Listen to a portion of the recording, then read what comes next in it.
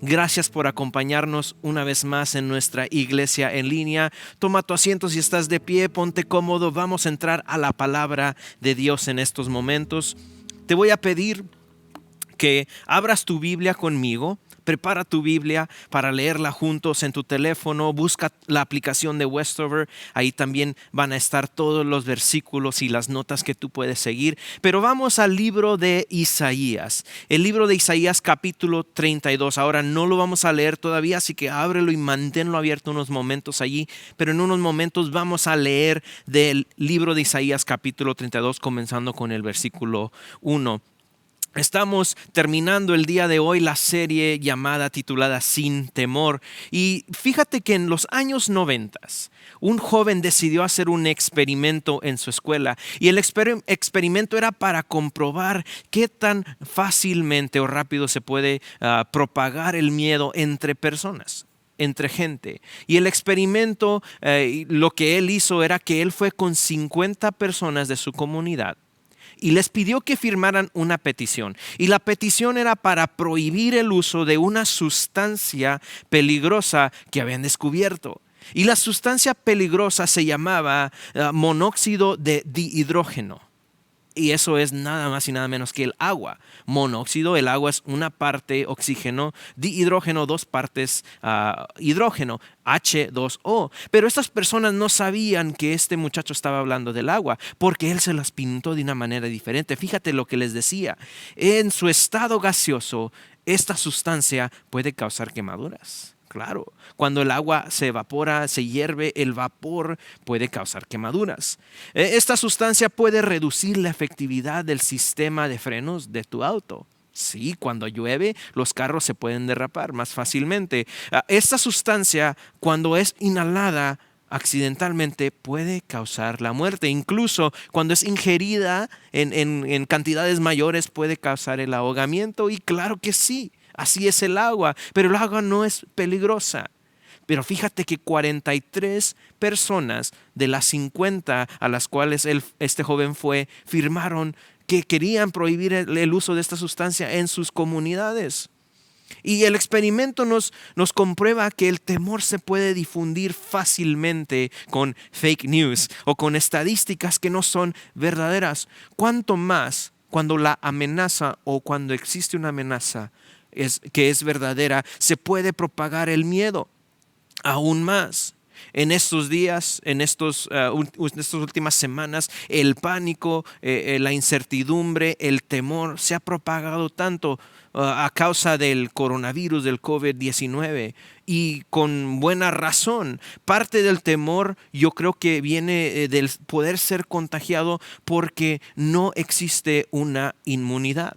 No existe en este momento una vacuna, algo que podamos hacer para no ser contagiados por este virus. No importa si tienes mucho dinero, no importa tu raza, no importa tu edad. De primero se creía que solamente a las personas de mayor edad, pero eso no importa. No hay persona que pueda decir yo soy inmune a este virus, y yo creo que eso es lo que nos da un poco de temor. Este virus no discrimina, sino que a todos nos puede infectar. Y esa es una realidad que en nosotros en estos momentos puede causar temor. Las realidades a veces cambian nuestros sentimientos. Incluso a veces cambian y afectan nuestra fe. Muchos de nosotros en algún tiempo u otro, es normal que lo hayamos hecho, pensamos: Dios, ¿en verdad tú me puedes cuidar? ¿En verdad tú estás aquí a un lado mío? ¿En verdad tú me puedes proteger? Personas que han sido infectadas, ¿en verdad, Dios, será que tú puedes sanarme? Y fíjate que la realidad es que el coronavirus existe, pero la realidad del coronavirus no cambia la verdad de Dios. Otra vez, la realidad del coronavirus no cambia la verdad de que Dios es poderoso. La realidad es que la vida es frágil, pero la verdad es que Dios es fuerte. La realidad es que la inmunidad es imposible, pero la verdad es que servimos al Dios de lo imposible. Y el Dios de lo imposible es en quien confiamos. Dios no es afectado por nuestras situaciones. Dios no es afectado por nuestros problemas o lo que está pasando en el mundo. No, Dios está por encima de eso. Dios es mayor a todas esas cosas y por lo tanto Él sigue siendo fiel. Él sigue siendo protector. Él sigue siendo nuestro sanador. Pero nos preguntamos en estos momentos, ¿cuál es el propósito de Dios para nosotros? Durante estos momentos que estamos en aislamiento social, en distanciamiento social, ¿cuál es el propósito de Dios? ¿Será que el propósito de Dios va más allá que simplemente hacernos sentir más cómodos, darnos una paz de lo que está sucediendo afuera, protegernos, cuidarnos? Y yo te quiero sugerir que sí. Dios siempre tiene un propósito mayor al que pensamos y al que nos podemos imaginar. Y Dios se interesa no solamente en cuidarnos, en protegernos, en amarnos, en sanarnos, sino que Él quiere cambiar, transformar nuestros hogares y nuestras vidas. Él quiere crecer, Él quiere fortalecer a tu familia durante este lapso de tiempo que estamos pasando por esta situación. Te lo pongo de esta manera: Dios quiere hacer inmune a tu hogar. Dios quiere hacer inmune a tu hogar. Pero no me refiero al coronavirus, hacerte inmune al coronavirus, aunque Dios lo puede hacer. Me refiero a otras enfermedades, a otras cosas que padecemos en nuestro hogar. No lo físico, sino otras cosas que también pueden traer temor a nuestras familias. Ahora sí, cuando vamos a leer en el capítulo 32 de Isaías, vamos a ver una historia impactante de cómo Dios hablaba y daba una promesa al pueblo de Judá. Quiero darte un poco de trasfondo antes de entrar en la lectura.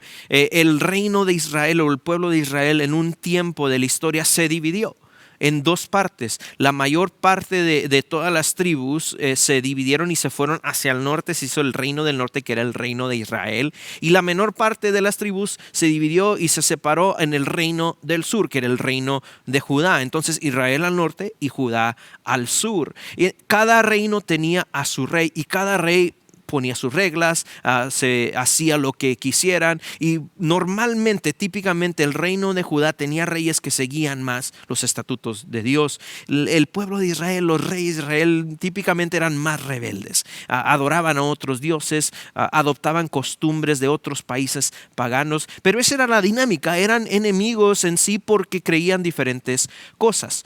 Pero en este momento ellos se ven enfrentados con un problema a nivel mundial. No era una pandemia, no era un virus, sino que era un imperio, y ese imperio se llamaba el Imperio Asirio, que venía de más al norte, venía conquistando a todos los pueblos y quería llegar a conquistar al reino egipcio que estaba más al sur de Judá. Entonces se quería llevar de pasada a Israel, a Judá y a todos los pueblos que estaban alrededor. Entonces venía con una amenaza este imperio en contra de Israel y en contra de Judá. Y ellos tenían varias opciones en este momento.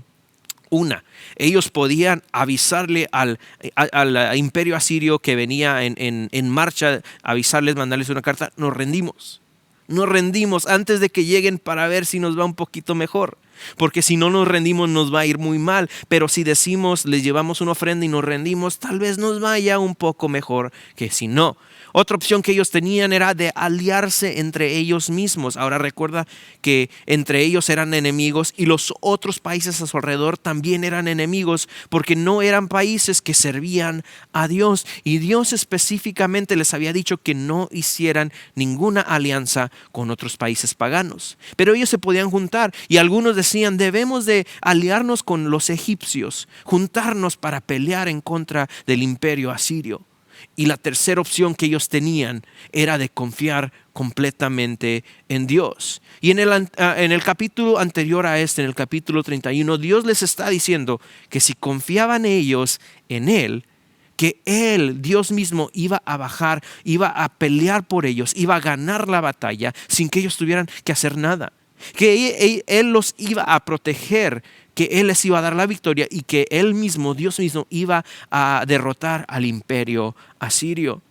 Pero también les hace otra promesa, porque como les digo, no era simplemente el plan de Dios hacerlos que vivieran en comodidad. No, Él quería usar esta oportunidad de esta amenaza para transformar al pueblo de Judá y al pueblo de Israel. Así que vamos a leer en el capítulo 32, versículo 1, lo que dice Dios por medio del profeta Isaías a los hombres que estaban en autoridad, a los hombres, a los reyes, a los príncipes, a los líderes del reino de Judá. Dice así el versículo 1 del capítulo 32 en Isaías: miren, se acerca un rey justo, y príncipes honrados gobernarán bajo su mando. Cada uno será como refugio del viento y resguardo de la tormenta, como corrientes de agua en el desierto y sombra de una gran roca en tierra reseca. ¿Sabes que Dios quiere hacerte inmune a la injusticia de la mala autoridad? A la injusticia de la mala autoridad. Y para que suceda eso, tenemos tú y yo que reconocer la autoridad de Dios en nuestro hogar. Te pregunto esto teóricamente: ¿quién manda en tu hogar? ¿Quién manda en tu casa? Y no estoy hablando de que si tú o tu esposa o los padres deciden qué se hace con el dinero. No. ¿Quién sobre o debajo de cuál autoridad funciona tu hogar? ¿Están debajo de la autoridad del miedo? ¿O están debajo de la autoridad de Dios? Cuando nos sometemos a la autoridad del temor, lo que sucede es un ambiente de injusticia. Un ambiente injusto. No sé si te ha pasado, pero a mí me ha pasado que voy a la tienda en estas últimas 2 semanas y busco algo específico y ya no hay. Qué injusto que vaya yo a la tienda donde debe de haber todo lo que necesito y no hayan las cosas. El otro día pasé por la fila de las sopas y todas las sopas Maruchan ya no habían, y dije, qué locura que todos hayan comprado y no me hayan dejado a mí. O que pasas por la fila del pan y el único pan que queda es el saludable, el de 1000 granos, el que no sabe bueno en tu sándwich. Qué injusto. Y cuando dejamos que el temor nos gobierne, nos sale más caro la cosa. Pagamos el precio alto por eso, porque el temor nos roba la paz. El temor nos roba la paz, nos hace egocéntricos y nos da una falsa seguridad, porque terminamos dependiendo de nuestras propias fuerzas para proveernos, para proveer nuestra seguridad, para hacer todo lo que necesitamos, para controlar, tratar de controlar, más bien dicho, cosas que están fuera de nuestra jurisdicción o cosas que nosotros no están en nuestro derecho controlar. Y es importante que conocer que la autoridad impuesta por el hombre no es la misma. No es igual que cuando Dios impone su autoridad. Cuando Dios impone su autoridad, existe un ambiente de justicia, donde todo se hace correctamente, donde se hace lo correcto.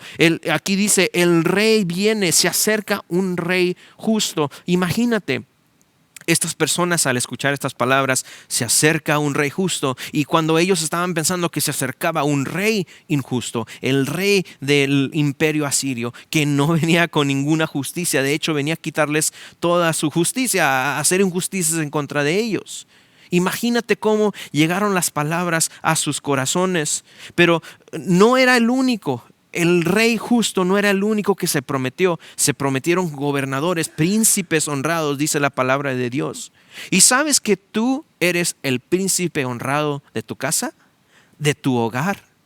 Tú gobiernas en tu casa. Tú eres el responsable como padre, como madre, como esposo, como esposa. Nosotros llevamos la responsabilidad en nuestro hogar.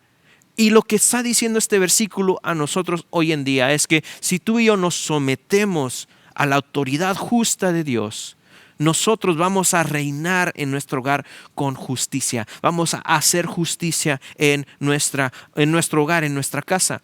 Pero está en nuestra decisión tomar esa decisión. Está en nosotros nuestra responsabilidad de decidir someternos a la autoridad de Dios. Fíjate lo que dice Josué 24:15. En este momento Josué hablaba al pueblo también en una situación similar, donde todos tenían que decidir si iban a seguir a Dios o si iban a seguir a dioses paganos. Y dice Josué: pero si a ustedes les parece mal servir al Señor, elijan ustedes mismos a quienes van a servir. Y termina de esta manera: por mi parte, mi familia y yo serviremos al Señor. Wow, qué bonito que él estaba declarando: mi familia y yo serviremos al Señor. Me encanta otra versión que lo dice de una manera diferente: yo y mi casa serviremos a Jehová. Yo y mi casa, mi hogar, tu casa donde tú estás. Me gusta porque aunque tal vez gramáticamente no esté correcto decir yo y mi casa, me recuerda una frase que me decían, mis papás me enseñaron: el burro por delante. Cuando nombras a una serie de personas, por cortesía tú te nombras al último. Mi mamá, mi papá y yo. No, yo, mi mamá y mi papá. Entonces yo creo que aunque la Biblia lo dice de esa manera, tiene un principio muy bueno para aprender. Cuando pensamos en una carreta, el animal va por el frente, va estirando, va dirigiendo, va estirando. No es decir que nosotros somos animales, pero es más fácil estirar que empujar. Y este principio de liderazgo es importante porque cuando tú estiras a tu familia a creer en la autoridad de Dios, a someterse en la autoridad de Dios con tu ejemplo, cuando tú das el ejemplo como líder, como responsabilidad de tu casa, tu familia viene y te sigue. Tú lo estás demostrando, modelando. Y eso es lo que está diciendo Josué: yo como líder me comprometo a seguir a Dios, y mi familia va a hacer lo mismo, y nosotros en nuestra casa funcionaremos bajo la autoridad de Dios.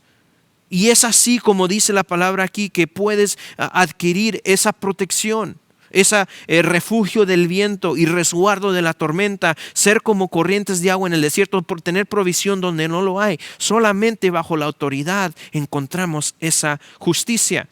No lo puedes hacer con tus propias fuerzas. No se puede. No lo puedes hacer rindiéndote al enemigo, a la autoridad injusta del enemigo. Claro que no. Solamente Dios tiene el poder, la autoridad para darnos lo que lo que necesitamos, para ayudarnos a hacer lo que tenemos que hacer. Pero tenemos que confiar en Dios y reconocer que su autoridad debe ser la que gobierna en nuestros hogares. Dios quiere hacerte inmune a la mala e injusta autoridad. Segundamente, Dios quiere hacerte inmune al orgullo. Y para que esto suceda, tenemos que reconocer nuestra dependencia en Dios en nuestro hogar. Vamos a brincarnos al versículo 9 del mismo capítulo 32 de Isaías. El versículo 9 dice de esta manera: escuchen, mujeres, ustedes que están acostumbradas a la buena vida. Escúchenme, ustedes que son tan engreídas. Dentro de poco tiempo, algo más de un año, ustedes que son tan despreocupadas, de repente comenzarán a preocuparse, pues se perderán sus cultivos de frutas y no habrá cosecha. Tiemblen, mujeres de la buena vida, abandonen su autosuficiencia, quiten sus ropas bonitas y pónganse tela áspera en señal de su dolor. Golpéense el pecho con profunda pena por sus abundantes granjas y por sus vides llenas de fruto. ¿Recuerdas la buena vida? ¿Recuerdas la buena vida antes del distanciamiento social, cuando un rollo de papel higiénico te duraba un mes, 2 meses, ¿verdad? Cuando no te importaba el contenido de alcohol en tu gel desinfectante, con que oliera bonito a pepinos o a frutas estaba bien. O cuando las únicas mascarillas que usábamos eran de aguacate para las arrugas, ¿verdad? Tiempos donde teníamos ciertos lujos, ciertas cosas que tomábamos por garantizado, que ahora no tenemos. Y lo que pasa es que el orgullo entra a nosotros en esos momentos donde no hay situaciones difíciles. Y el orgullo te dice esto: me he ganado lo que tengo y merezco más. Pero la dependencia en Dios dice: he ganado porque no merezco lo que tengo. Depender de Dios nos trae cosas que no merecemos y empezamos a pensar que no somos autosuficientes, que por mis propias fuerzas yo no lo puedo hacer. Y eso es lo correcto. Necesitamos depender de Dios. Ahora en este versículo Isaías hablaba a unas mujeres que estaban allí. Ya había hablado a los hombres líderes, ahora se dirigía a unas mujeres que estaban allí en un lado. Y no les decía esto porque eran mujeres, no tenía nada que ver el hecho de que eran mujeres, sino por su actitud, por la manera en que ellas actuaban despreocupadas por la palabra de Dios, por las advertencias de Dios. Ellas decían, yo no necesito a Dios, yo tengo mis uvas. ¿De qué tengo que atemorizarme? Yo no me preocupo. Yo tengo mi ropa, yo tengo mis posesiones. Pero no tenía nada que ver que fueran mujeres. Por lo tanto, este principio también aplica a nosotros hoy en día. Seas hombre, seas mujer, seas padre, seas hijo, no seas padre, no importa. Ese principio se traslade a nosotros. Y fíjate, entonces estas personas decían, yo no necesito a Dios, yo tengo mis cosas, yo tengo mi seguridad en mi cosecha. Pero Isaías les decía, en un tiempo se va a acabar todo eso. ¿Y qué van a hacer? Algunos de nosotros tal vez hemos dicho anteriormente, yo no necesito a Dios, yo tengo mi trabajo. O yo no necesito a Dios, yo tengo mis ahorros. Yo no necesito a Dios, yo tengo mi salud. Pero la realidad es que no podemos depender de esas cosas. No podemos depender de nuestras propias fuerzas. Tenemos que reconocer que tenemos que depender de Dios. Que Dios es el único en el cual podemos depender. No seas víctima de tu prosperidad. No dejes que tu prosperidad te lleve al orgullo. Depende siempre de Dios. Porque mira lo que les dijo Isaías que iba a suceder en el versículo 13. Pues su tierra se cubrirá de espinos y zarzas. Sus hogares alegres y ciudades felices desaparecerán. El palacio y la ciudad quedarán abandonados y pueblos de mucha actividad estarán vacíos. ¿Te suena familiar algo así lo que estamos pasando el día de hoy? Los burros retozarán y las manadas pastarán en los fuertes abandonos y en las torres de vigilancia. Wow, tan solo iba a quedar todo que los burros y las vacas, el ganado se iban a adueñar de la ciudad. ¿Cuánto no ha cambiado nuestra vida? ¿Cuánto no ha cambiado nuestra sociedad? ¿Cuánto no ha cambiado nuestro mundo durante estas últimas semanas? Personas han perdido su empleo. Personas han perdido su salud. El dinero ya no compra lo mismo que antes. No importa qué tanto dinero. Si no hay algo, no hay. No puedes comprar. Y es el tiempo para depender de Dios. Es el tiempo en el que tenemos que reconocer que solamente con Dios podemos salir adelante. Mira lo que dice Ageo capítulo 2. Haré temblar a todas las naciones y traerán los tesoros de todas las naciones a este templo y llenaré de gloria esta casa. La plata y el oro son míos, palabra del Señor de los ejércitos. Al final, la gloria de esta casa será mayor que al principio, y haré que en este lugar haya paz. Lo digo yo, el Señor de los ejércitos. Él está hablando del templo, la casa de Dios. Pero sabes que tú y yo somos el templo de Dios. Y Dios quiere hacer algo diferente en ti, en tu corazón, en tu hogar, donde tú estás. Y Dios quiere traer riquezas, Dios quiere traer bendiciones, Dios quiere traer provisiones a nuestro hogar, pero tenemos que aprender a depender de Él. Él es el dueño de toda provisión y quiere abrir las ventanas de los cielos y derramar sus bendiciones sobre nosotros. Pero para aprovechar las bendiciones tenemos que aprender a confiar en Él. Dios es la respuesta. Dios es la respuesta. Mira lo que dice el versículo 15. Hasta que al fin, todo esto sucederá hasta que al fin se derrame el Espíritu sobre nosotros desde el cielo. Entonces el desierto se convertirá en campo fértil y el campo fértil dará cosechas abundantes. La justicia gobernará en el desierto y la rectitud en el campo fértil, y esta rectitud traerá la paz. Es cierto, traerá tranquilidad y confianza para siempre. Dios quiere hacerte inmune a la inseguridad. ¿Sabes que la seguridad solamente viene del Espíritu Santo? Sí. Él es la respuesta. Él es el único que nos puede llenar de seguridad, de paz y de tranquilidad en estos momentos de inseguridad y de miedo y de temor. Solamente el Espíritu Santo que viene del cielo lo puede hacer. Y sabes que en el tiempo de esta profecía no se había derramado el Espíritu Santo, pero hoy en día ya se ha hecho. El Espíritu Santo ya se ha derramado. Desde que Jesús murió, fue sepultado, se resucitó y ascendió al cielo, nos dejó al Consolador, al Espíritu Santo, para que viviera y morara en nosotros y por lo tanto nos llenara de paz y de seguridad en todo momento, sin importar la circunstancia. Y Dios no escatima. Dios no escatima su paz, la paz que nos quiere dar, las bendiciones que Él nos quiere dar. Mira lo que dice este versículo. El desierto se convertirá en campo fértil.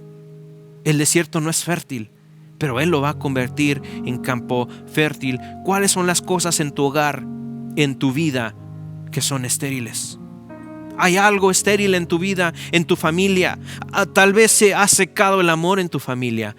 Tal vez se ha agotado la paciencia o se ha consumado el perdón en tu familia.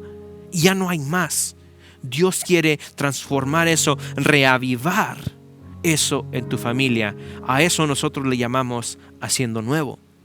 La segunda parte del versículo dice: al campo fértil dará cosechas abundantes. Él quiere fortalecer y hacer mejor todas las cosas que ya son buenas en tu vida. La paz que sobrepasa todo entendimiento. Él no te quiere dar solamente paz, y una paz que no vas a entender de dónde viene, pero va a llegar a tu vida. Tu fe será fortificada en estos momentos que estamos encerrados, en inseguridad. Y Dios abrirá las ventanas de los cielos y te bendecirá como tú no te has imaginado. A eso le llamamos nosotros haciendo mejor. Y si tú quieres aceptar a Dios en tu corazón, si tú quieres aceptar las bendiciones de Dios, el hacer nuevo y el hacer mejor de Dios en tu vida, solamente tienes que hacer una cosa, y eso es aceptarlo a Él, al Espíritu Santo, en tu corazón como tu autoridad, como de quien dependes y como la persona que te da la seguridad en la inseguridad. Si tú nunca has aceptado a Dios antes, o si lo has aceptado antes y has notado que ha llegado el orgullo, que ha llegado tal vez algo de soberbia o de independencia, autosuficiencia a tu familia, te quiero dar la oportunidad de decirle a Dios, declararle: Señor, vuelve a entrar a mi corazón, o entra a mi corazón una vez más y cambia todo. Durante este momento, cambia mi corazón y cambia mi vida. Ahí donde estás, te voy a pedir que cierres tus ojos conmigo. No te vas a perder de nada en estos momentos, así que cierra tus ojos. Toma unos momentos en silencio para pensar sobre esta decisión. Si tú quieres tomar esta decisión, te voy a pedir que repitas esta oración conmigo. Lo que vamos a hacer es aceptar a Cristo en nuestro corazón, pedirle perdón por nuestros pecados y decirle que empiece a gobernar en nuestras vidas.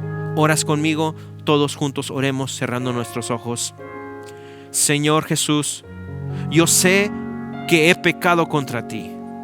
Yo sé que te he ofendido y te pido perdón en este momento. Perdóname y ayúdame a no pecar. Desde este día en adelante te reconozco como mi Rey, Salvador y líder. Ayúdame todos los días a vivir una vida mejor. En el nombre de Cristo Jesús te acepto en mi corazón. Amén. Amén. Si tú hiciste esta oración, te quiero decir gracias. Gracias por hacerlo. Gracias por confiar en Dios. Dios te bendiga.